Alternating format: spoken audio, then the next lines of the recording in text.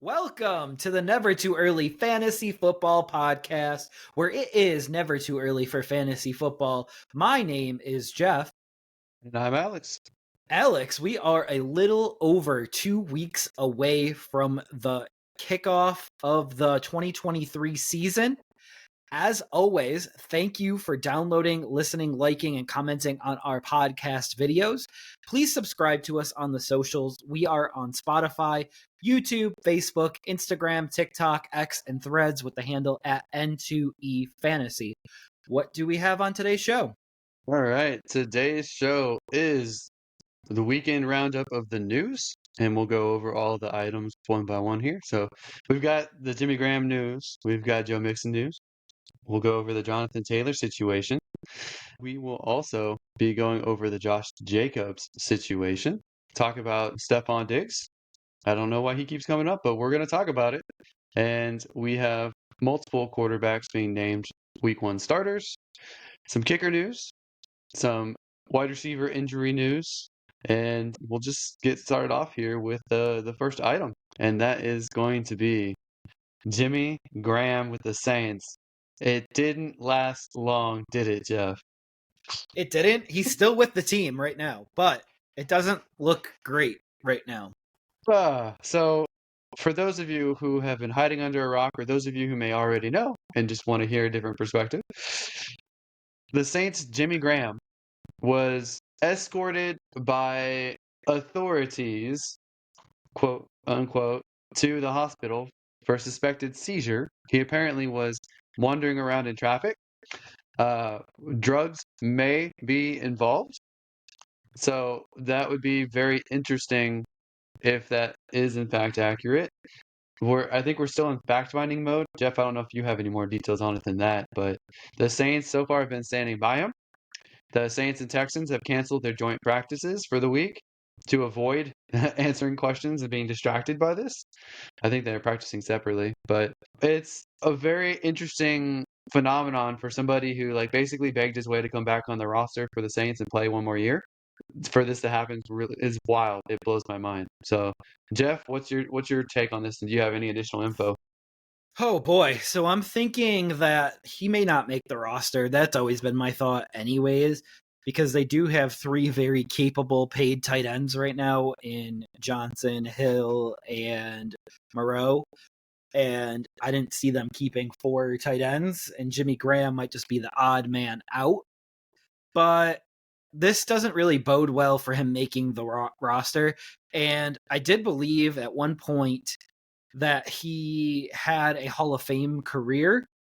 I'm not quite saying that he's a Hall of Famer, but he was at least in the conversation of a Hall of Fame career.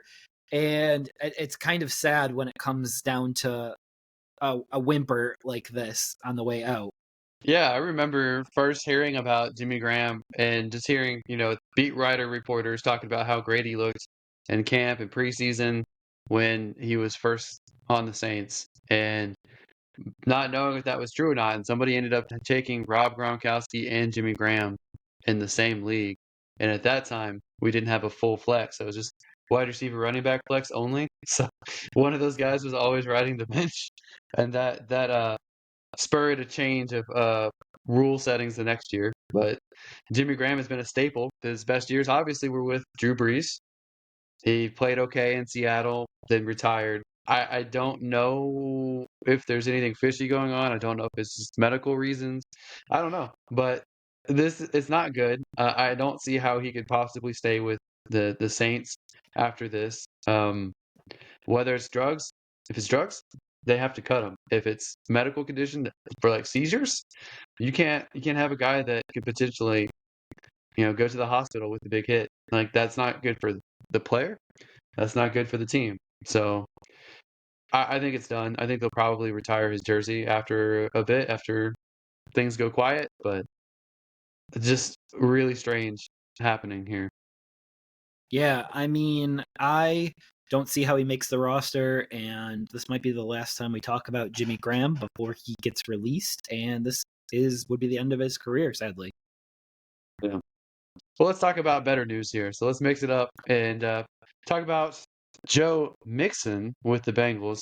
He has been found not guilty of the aggravated assault charge. Hallelujah. All right. He can rise back up the draft boards. I look better in the leagues that I held on to him. You sure So do. it won't be, his downside will not be off the field issues. So hopefully he can stay healthy and hopefully he's still got his juice. I don't think that the guys behind him are necessarily threatening this year, but I certainly want to grab either Chase Brown or Chris Evans as insurance for any league that I might have Mixon in. So, and I recommend the same for y'all. But Jeff, isn't this good news? It is. He should shoot back up draft boards almost immediately. There's no reason that he should be going outside the second round of redrafts. He's a back that's capable on a high power offense, and that's just where I see him going, and that's where I'm comfortable taking him. Best offensive line that he's probably had in his career with the Bengals. Hopefully, Joe Burrow can play week one. Even if they don't play week one, I mean, I could still see them leaning on the ground game in that case. So I would be comfortable drafting Joe Mixon, probably in the third, maybe the bottom of the second round, somewhere in that range. Jeff, I don't know about you where you feel the sweet spot is, but I'm happy to take him. Yeah, I would probably take him mid second. I wouldn't look back, and if I went wide receiver in the first round, I would be really happy with Joe Mixon being my running back one. Right. Well, he's not the only running back that we have to talk about today. We have Jonathan Taylor and we have Josh Jacobs that are both in interesting situations. We talk about Jonathan Taylor and the Colts first. Jeff, supposedly Jonathan Taylor was supposed to come back, I thought, and then all of a sudden the team granted him permission to seek a trade. What do you make of this? Do you think a trade is feasible? What are they asking for? Is the team going to pay Jonathan Taylor what he wants, or are they just going to write out a 1-year deal and try to franchise tag him? What do you think? Well, so they've given him permission to seek a trade. So what that means is he's not going to bring a trade back to the team unless he's comfortable with what that team is offering him in the form of a contract. So first, the Colts said that they would like a first round pick or equivalent back for Jonathan Taylor. I think that's a big gamble for this late in the game. This is something that you would want to get done in June or early July if you were a team. But this late, it puts Jonathan Taylor behind the eight ball to learn an offense, get comfortable with the offense, get chemistry. Also, there might be another asset or another running back already there, and he may not get the entire workload that he's used to, which actually damages what fantasy owners can get from him or what they should expect from him. But what's really weird is he showed up to practice today on Tuesday, and basically, I don't know if he's been cleared. I haven't seen him be activated off the pup yet, so I don't know why he's seeking trades and showing up to practice. I think the situation just keeps getting more and more strange, and I think the situation overall is just very ugly. Like, I don't trust Jonathan Taylor right now, and I don't trust the Colts to do right by Jonathan Taylor right now. So, my thoughts with the whole situation is Jim Irsay was playing hardball and tough love and saying, you're under contract, you have to be here or else. And Jonathan Taylor's like, well, what if I go with my back? And Jim Irsay threatened to put him on the NFI list, which they wouldn't pay him. So then he's like, okay, well, I do have an injury. I am seeking rehab. I can prove that I actually have the injury. And they tried to cool their heads. So I think Jonathan Taylor and Jim Irsay probably have the understanding that he can seek a trade and see what his value is out there. In exchange, that he has to at least show up to the team, and that way he won't get fined. They won't go to the next step of putting him on the NFI list. So it is very rocky. This is all just my conjecture, by the way. It's very rocky. Jonathan Taylor doesn't want to lose out on the money he's already owed. The Colts either want him to play or get something of value. Running backs, though, outside of Christian McCaffrey, nobody wants to trade a first-round pick for a running back, even if he's under contract, let alone have to pay him top market money, which nobody feels like they have to at this point. But so that to me says he's probably not moving. But if he was to move, A team that I find very interesting is the Miami Dolphins, and that's purely because all of their running backs are clones of the exact same type of running back. It's a very speedy back. That's all their running backs right now. They don't have a power back. Jonathan Taylor is a better power back than even Dalvin Cook would have been with Miami. So he would be someone that could help Tua manage the game, run out the clock, power and smash mouth into defensive players, soften them up for the speedy backs to make huge plays. So I think he would be a good fit there. He would only have to learn a limited playbook at first just because he's not that much of a passing threat anyway. So they would just use him on rushing downs early until he got a better knowledge of the playbook, and they could use him in more packages going forward. So I think that is the best landing spot if he was to leave the Colts now. I think another good spot would be Baltimore because I don't think any of their running backs are a top guy. I definitely don't like J.K. Dobbins. I'd rather have Jonathan Taylor than J.K. Dobbins. To me, I knew J.K. you were going Dobbins, there. fantasy wise, is like a flex option or like a backup fill in kind of guy. Real football wise, he has to prove that he can stay healthy and prove that he can actually get it done, in my opinion. Jeff, how do you feel about those two spots? What else do you want to talk about with Jonathan Taylor? Where else could he go? So I saw I saw him linked to the Dolphins. That was the first thing. And then I even saw an article today that kind of linked him to the Panthers. And I just don't see how they do it or why they do it. But I mean, Yeah. maybe it does make sense because then that would take even more pressure off of Bryce Young year one and he'd be able to run two backs. But this is kind of crazy because I don't see a team giving up what the Colts are asking for or even close. And then also, I don't see them giving a contract that Taylor wants. So I think the most likely scenario out of this situation is that he's forced to play with the Colts this year. But do they give him the same usage? Do they run him into the ground? Like, there's a lot of, or do they just try to use other backs to show that Jonathan Taylor's not that valuable? It'll be really interesting to see what happens in this situation because it could go a plethora of different ways. Yeah, I think if Jonathan Taylor doesn't play with the Colts this year, I think Anthony Richardson's run rush value goes up tremendously because these other running backs on the roster just aren't it. And I do want to say that I do think the Cowboys are an option for Jonathan Taylor as well. I know they've got a lot of people that they want to eventually pay, like CeeDee Lamb, their best receiver, they want to lock up. I know that they want to lock up some defensive players as well, but they don't have to lock Pollard up. Pollard is on a 1-year franchise tag. His money goes away after the season, and that money could easily be applied to the Jonathan Taylor contract going forward, and they can structure it in a way where it doesn't have that big of a cap hit. So I think that you can't rule the Cowboys out either.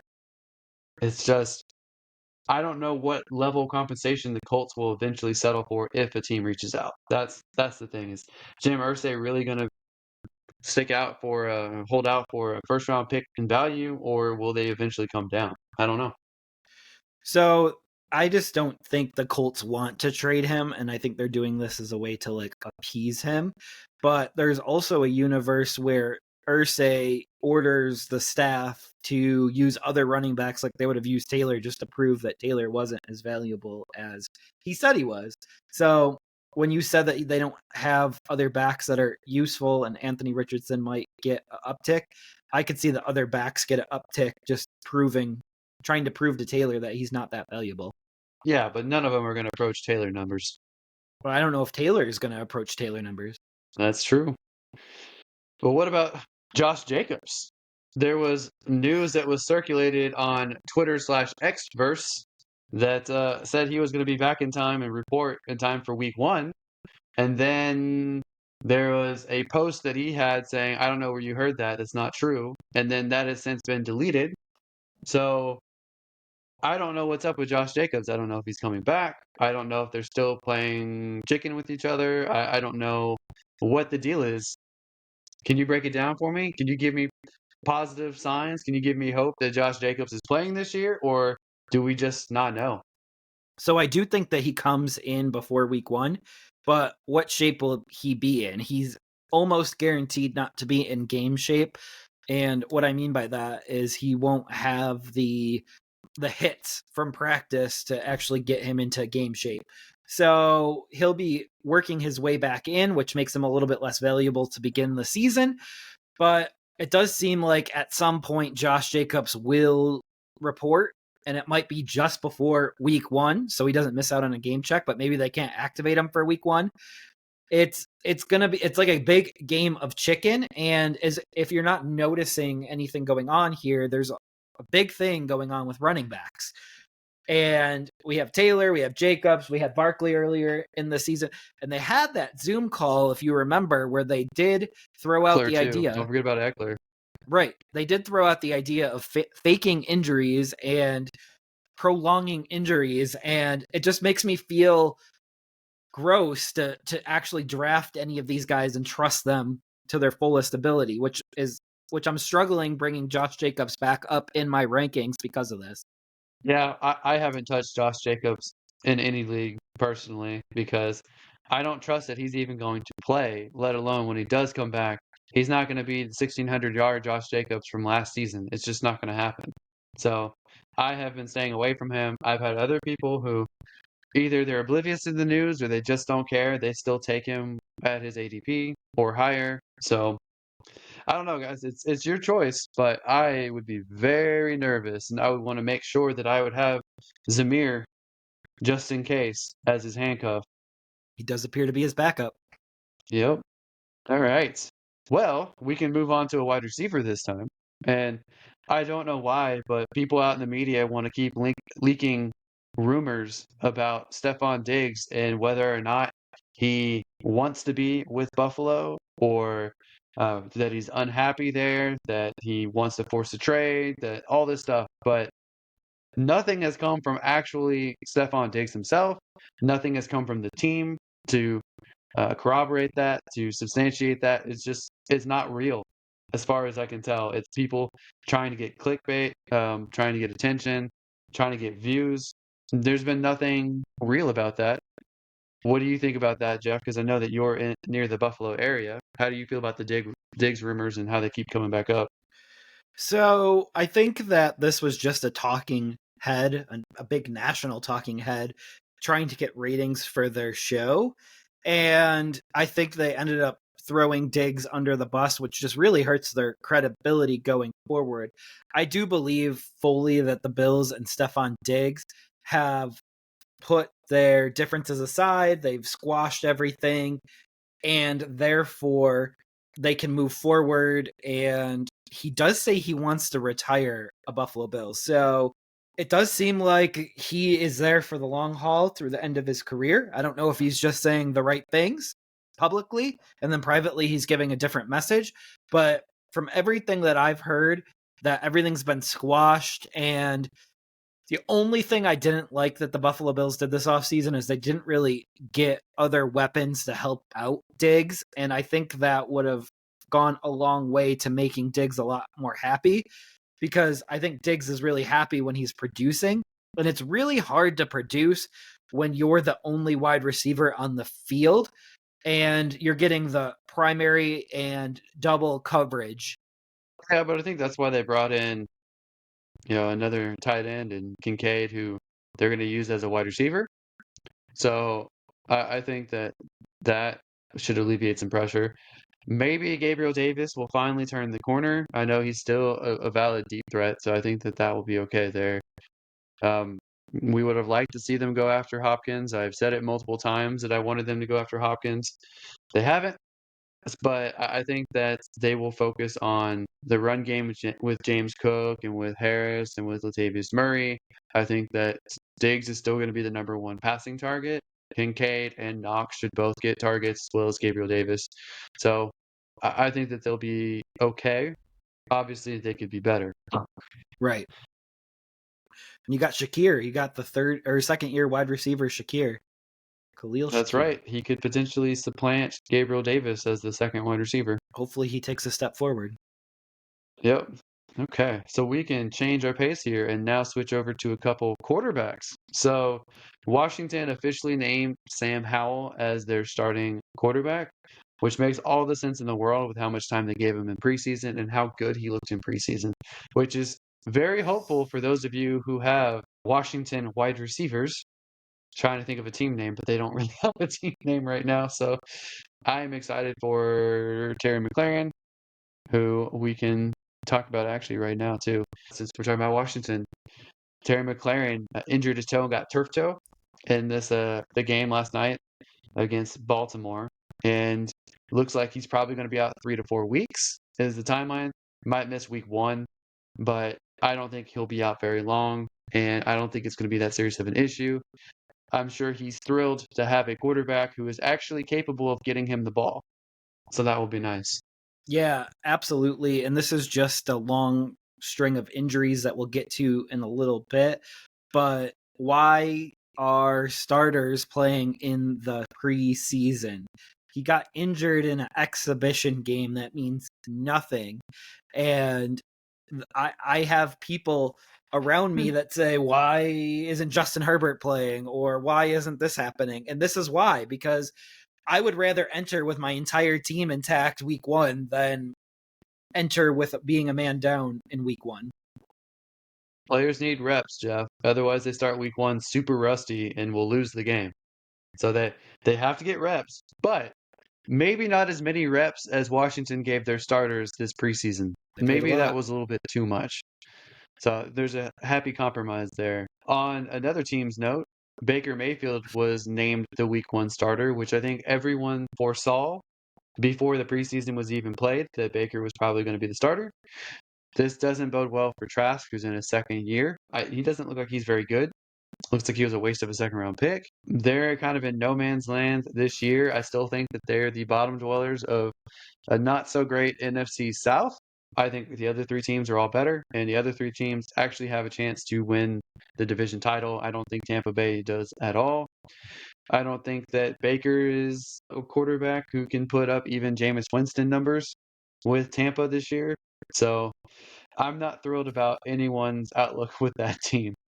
How do you feel about Baker here, and how do you feel about Tampa? So I don't like Tampa this year, but the history of the NFL has shown us that there will be at least 1 or 2 fantasy relevant players that we don't see coming. And history, if we look at Tyler Lockett and DK Metcalf last year, history tells us that there's going to be at least 1 pass catcher that'll be fantasy relevant, if not 2. So Evans and Godwin are probably going a lot further down in drafts than they should be at this point. That's possible. Maybe Rashad White can actually be good, but I think he's more of a volume play, and he's relevant because he can catch passes. I don't think he's that good of a rusher, but I still wouldn't feel comfortable about these guys. But as far as wide receivers, I'd rather go Mike Evans than Godwin if I had to choose one. Absolutely. It remains to be seen if Baker can hit that long ball to Evans, though. So I know Godwin will be right in the middle of the field catching balls, probably roughly 100 footballs this year. So we'll see how that goes. You forget that Mike Evans has played with gunslingers like Baker in college with Johnny Manziel and with Jameis Winston before he got his eyes fixed. So he's had guys who couldn't really see him just sling up the ball to him, and he's thrived under that before. So I can see that happening more than Godwin, who I think relies more on precision passes than Evans does. So Evans is the guy I'd lean to. But Yeah. the Buccaneers, we have a couple more items here. We have them waiving their kicker, Rodrigo Blankenship, who I wouldn't want on my team just because of his last name. That's not a good sign for a kicker. You don't want to blank. You don't want to blank out your kicking. And they are giving the job to Chase McLaughlin. So they're looking to hopefully that he's the guy that's going to get them the most points this year, the kicker, clearly, because they're not going to be able to score that much. And that's about it for fantasy relevance there. Maybe Rodrigo will catch on somewhere, but he's kind of bounced around a lot in the last couple years. Yeah, and that's just a kicker to keep on everyone's radar this year because, as Alex said, they may not score a lot of touchdowns and they may need to score a lot of field goals, and he may get a ton of work. Yep, someone who's not going to get much work this year is Buccaneers wide receiver Russell Gage, he is out for the entire season with a ruptured patella tendon. So a lot of people were thinking that maybe he would actually have a decent year this year, and then he got hurt. So it's not going to happen this year. And he's getting pretty close, in my opinion, to the end of his career as well. Yeah, I would agree with that. And then we just have to watch out for their rookie wide receiver, Palmer. And he may pick up some snaps and some catches due to this injury, and he may become fantasy relevant a lot earlier because of this injury.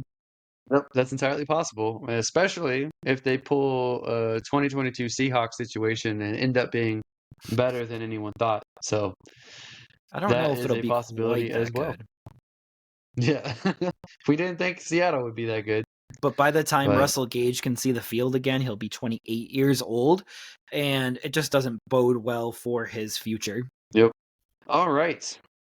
Titans wide receiver Treylon Burks had a knee injury scare, and it looks like it's probably best case scenario an LCL sprain, and he will be. It looks like probably 4 weeks is the timeline, so maybe by the opener, maybe week 2 or week 3, which is better than him missing significant time. So you can kind of hold on to your Titans hope a little bit if you are a Titans fan, or if you have Titans on your fantasy rosters. So maybe it won't be as bad as it looks. But good news for him, all things considered.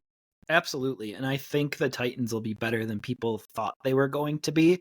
So they could have a chance to be this year's Seahawks team, especially with Hopkins and Henry and Burks and Chig. And let's go. Like they got a really good team. Yeah, they've got some decent pieces now. I don't know if it's enough, but they look better this year than last year. That's for sure. That is true. All right. So the Dolphins rookie Devon Achane has injured his shoulder against the Texans. They have been very sparse with his injury updates, but they have stated that it is a shoulder injury and it's considered week to week. A couple different fantasy doctors have looked at it, and we just don't know. No matter which angle it is, there's different things that it could be, and we just don't know. So we have to take them at their word. Hopefully, you guys and redraft leagues have an IR spot to stash him on if the option becomes available. Otherwise, I wouldn't necessarily drop him right now. So that's my thought. Absolutely. And hopefully he's back for the opener, but we will see what happens because he is considered week to week, which does put the opener in question. Yep. Also, the Taylor Oh rumors. man. Yep. I don't know if Taylor would necessarily be a detriment for Devon Achane because I think they probably trade a running back or two back with picks and maybe another position. So they have to clear room for him anyway. But we shall see how that plays out. We can talk about Jameson Williams keeps showing up in the news for bad reasons. He has a hamstring injury now, so not only is he suspended, but he keeps dealing with injury issues. So it does not look good for the start of his career. I don't think he played at all. Did he play at all last season, his rookie season? He I played think like he two was out games, for two, like the three entire. games. Yeah. Yeah, so he hasn't played much. He still won't be playing when week 1 comes around. We'll see how this plays out, but maybe he can get his hamstring right in the time that it takes for him to serve out his suspension. Yeah, I absolutely can see that being the case. I just don't think this is a great outlook for his career because it does seem like there's always something.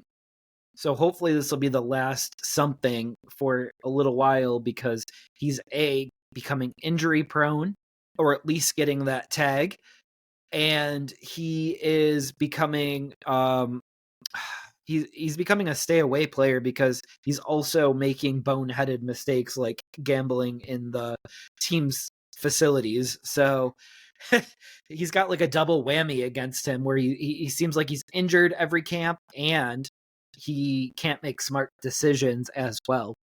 Yep. Doesn't look good for him. Hopefully he can get it together. But Lions also lost another wide receiver, Denzel Mims, who they literally just traded for with the Jets. And they already waived him. He went unclaimed. So hopefully Mims can get healthy and get back onto a team. But Lions are all of a sudden looking pretty short-staffed at wide receiver. But maybe someone like Marvin Jones can be a sneaky pickup for you guys who are dealing with other injuries early on in the season.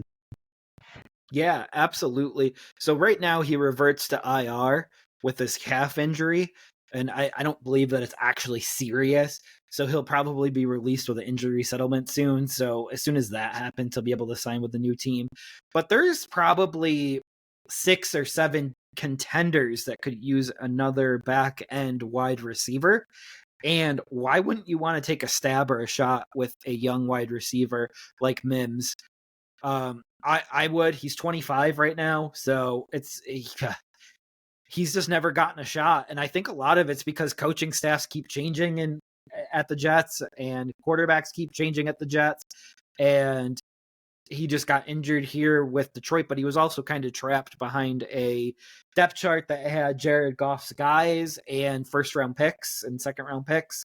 Imagine him on a team like with Patrick Mahomes or Josh Allen, or a team that could use another wide receiver like for the back half of the year, because it'll take a little while for him to learn the playbook.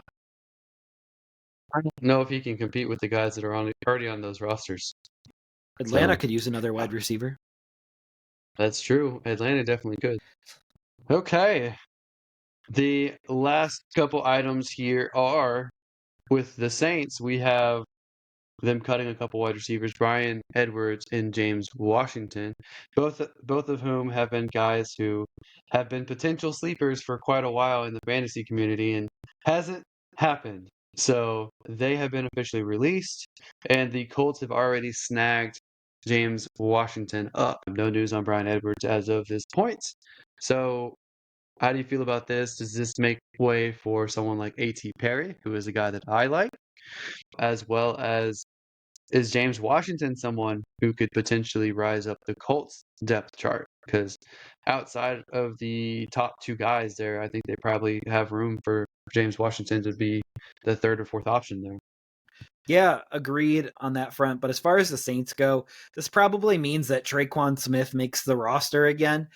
He's been on the roster forever, and he's been at best a mediocre wide receiver. So it does look like he somehow escapes again at age 27 to be on the roster going into the year.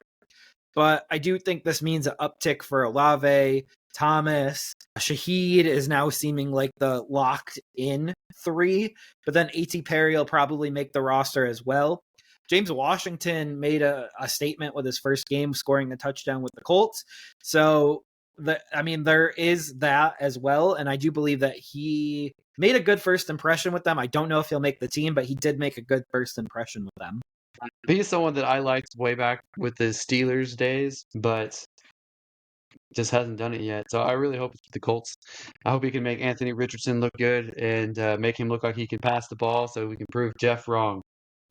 Absolutely. We'll see what happens. I'm rooting for good quarterback play. I just don't know if we get another Josh Allen success story. I just want you guys to know, despite all of his negative comments about Anthony Richardson, Jeff has acquired him in Madden so that he can use him as his starting quarterback. He traded Bryce Young for Anthony Richardson. That says it all, Jeff. You're just talk about Anthony Richardson, and then you turn around and trade for him. I Come like on, playing with Jeff. running quarterbacks. A likely story, Jeff. A likely story. But the new Madden is a lot of fun. Well, you're playing with the sophisticated PS5 system, and I played on the low-tech PS4, and we've already discovered there's some differences. They put minimum effort into the PS4 version. That's what I found out. Yes.